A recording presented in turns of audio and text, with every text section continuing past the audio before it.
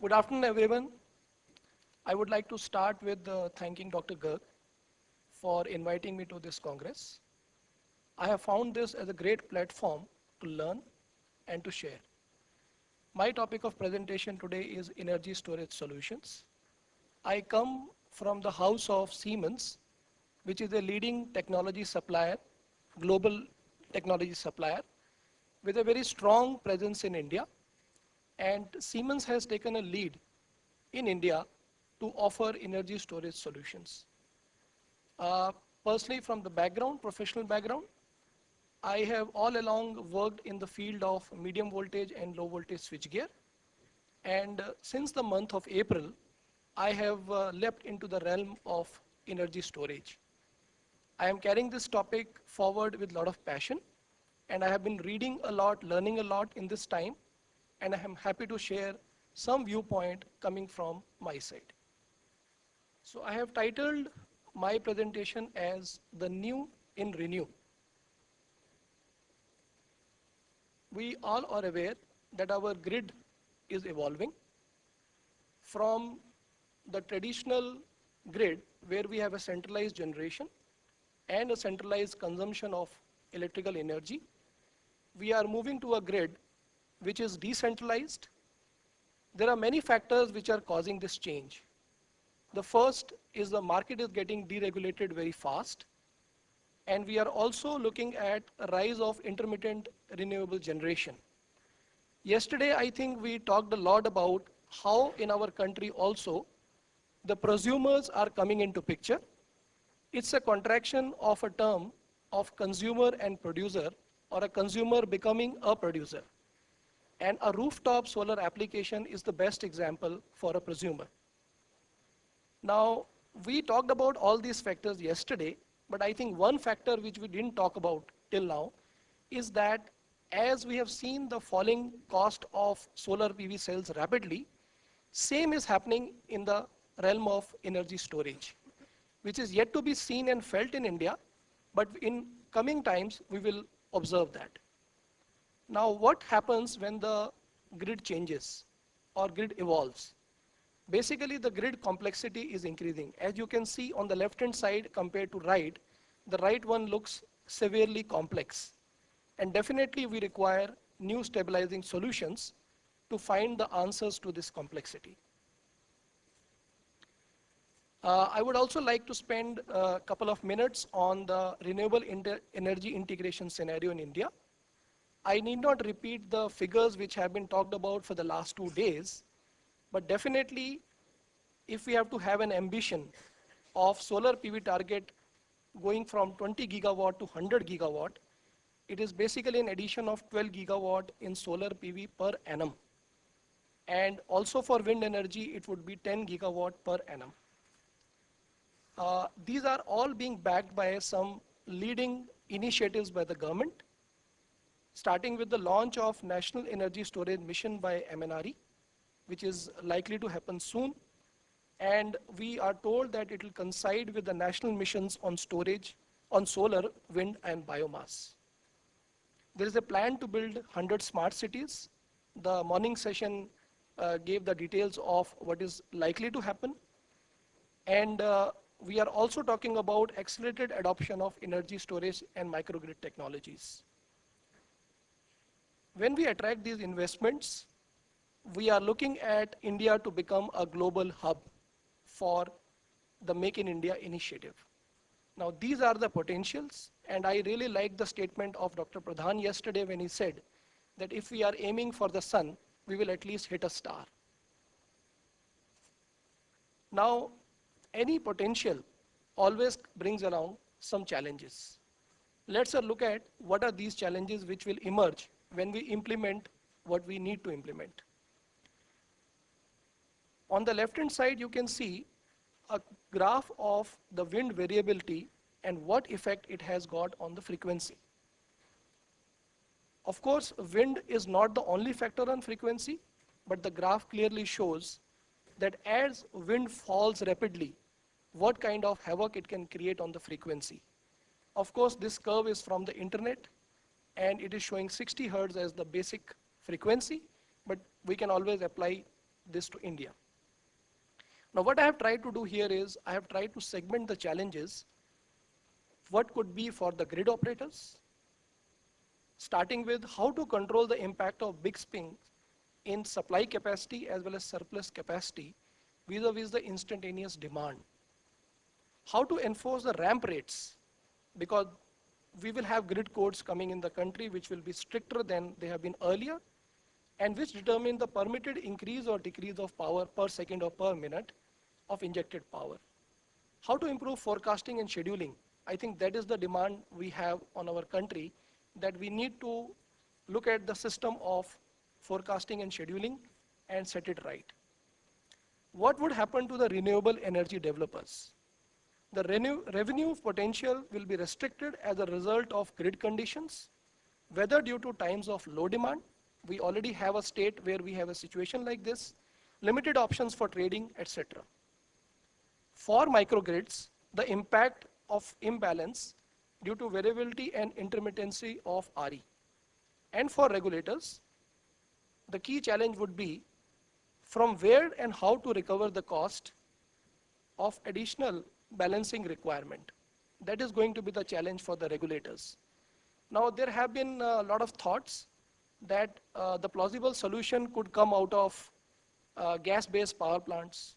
They could come out of pumped hydro.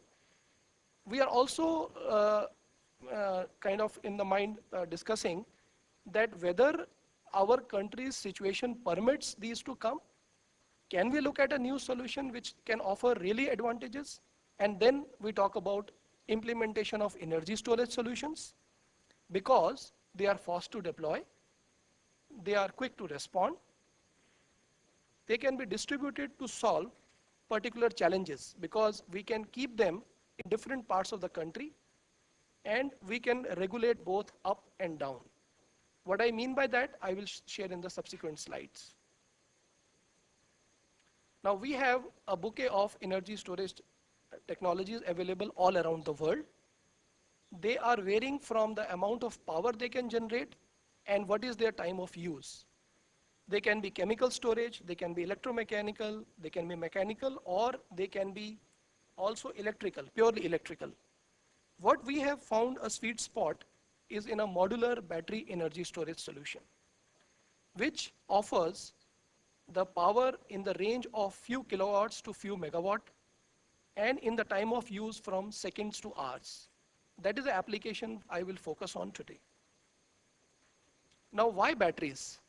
Here you would see a slide which is talking generically about batteries which would go as a part of energy storage solution. And on the slide, I have practically emphasized most on the lithium-ion technology, which is the first one to be used in the energy storage solutions.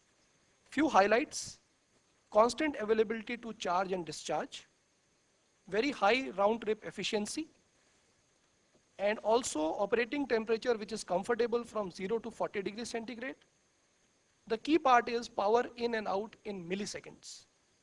And also, the most important factor which is going to play a role is high manufacturing volume due to application in other markets, the markets which we all are aware of, and we carry them in pockets, our cell phones. That is the advantage which lithium ion is going to have. And now I'll come to the special characteristics of lithium ion called C rate, which is basically a charging or a discharging rate. So if C is equal to 1, an example is a 1000 milliampere hour battery, it will discharge in 1 hour and it will give 1000 milliampere current. We can control this battery to offer even a 4000 milliampere current and discharge it in 15 minutes. 1/4 of the time, 4 times the current. And that is going to be the major advantage for lithium ion. Now coming to the business cases. I have selected 3 business cases which are relevant for this workshop. First, renewable integration, of course, because we are in the Congress. I would not dwell on the challenges. I will directly come to the solutions because we have already talked about the challenges. Compensating the variability and intermittency of renewables by quickly charging and discharging to smoothen the output. And also limiting the ramp rates to comply with the grid codes and connection agreements. On the left-hand side graph, you can see that there is a ramping up phase and a ramping down phase. Now what happens is when the ramp rate goes very high, we can utilize these batteries to store the energy. And when the ramp rate of the sun energy goes down, or solar generation goes down, then we can discharge this energy. By means of doing this, we can smoothen the final overall output of the solar generation. So that's the business application as far as renewable integration is concerned. My next business case for discussion is energy arbitrage, where we are talking about the time shifting and how we can utilize this for the energy arbitrage. Now we all know that wind power is most intense during the night and solar at the midday. And in any country, including India, the demand normally peaks during the morning hours and the evening, which creates a lot of mismatch. In some instances, renewable plants are required to curtail production. I would not name the state, but we know where we have a situation. Market prices reflect demand requirements and can become negative for oversupply. This could not be a case for our country because we are dearth of power, but there could be situations in economies like Germany. Now, what is a solution which is possible from the point of view of energy storage? Providing a means to better utilize renewable energy capacity by storing it and making it available when the load requires it. Cost can be recovered faster or revenue increased by storing renewable energy and selling it into the market when prices or demand is higher. That means we can play with the timeline and we can supply the energy when we have the right rates available. The big part is benefit of cost saving and even generating trading revenues by physically separating electricity supply from electricity demand. Basically, it's becoming a paradigm shift in the electrical industry. Third case is on frequency regulation. Very quickly, if you see the curve, when the frequency is gone higher, we store the energy, and as it is coming down, we release the energy so as to finally regulate it to the point where we want it. Now, what is the technology behind battery energy storage solution? As you can see, it is a combined solution of a battery modules with a battery management system, very well integrated with power electronics and a brain of the system called system control unit, and followed by offering it at the right voltage through the right switch gear. But it doesn't end here. We from Siemens then also have the strength of experience with the network operators. We have a strength in the e-house manufacturing. That means we are looking at the total value chain of offering the right solution and not only offering a component of energy storage. It is flexible, it is modular, it is scalable, and we can move from 500 kilowatt hour going up to 20 megawatt hour of system. This is a quick example from Philippines, where we have smartly utilized the battery storage solution for two different applications, the same solution for two different applications. We participate in the balancing market in the morning hours and the late evening hours, where we can earn revenue. And during the day, we utilize it for controlling the ramp rate of the solar energy. Now, the last slide is very thought-provoking, and I would like to leave some thought with you. There are uncertainties which are certainly looming at the moment on BESS, challenges which we have to overcome. In spite of readiness on the technology front, amidst falling prices, and most importantly, while the technology providers are willing, the scenario for utilization of BESS for effective integration of renewable energy is grappled with following uncertainties. The present position of CERC on whether to include BESS as a resource in ancillary service, could there be a change of thought to include in the near future, keeping in mind that its ability of primary control is the best. Unclarity on the obligation of RE operators for forecasting and scheduling accuracy. Low price of diesel, which I think we are reading in every day that the price of diesel is still coming down. So what situation we have? Can we take a bold step in the favor of greener energy? Lack of serious ambition plan in smart cities. Could battery energy storage solution find its way because it is cleaner, greener, and sustainable? And make in India. the most important topic. Yes, we are ready, we are willing, but do we see the prices available in the market possible for Make in India for India? Definitely with our currency factor, they are very relevant for export from India today. With this, I finish my presentation.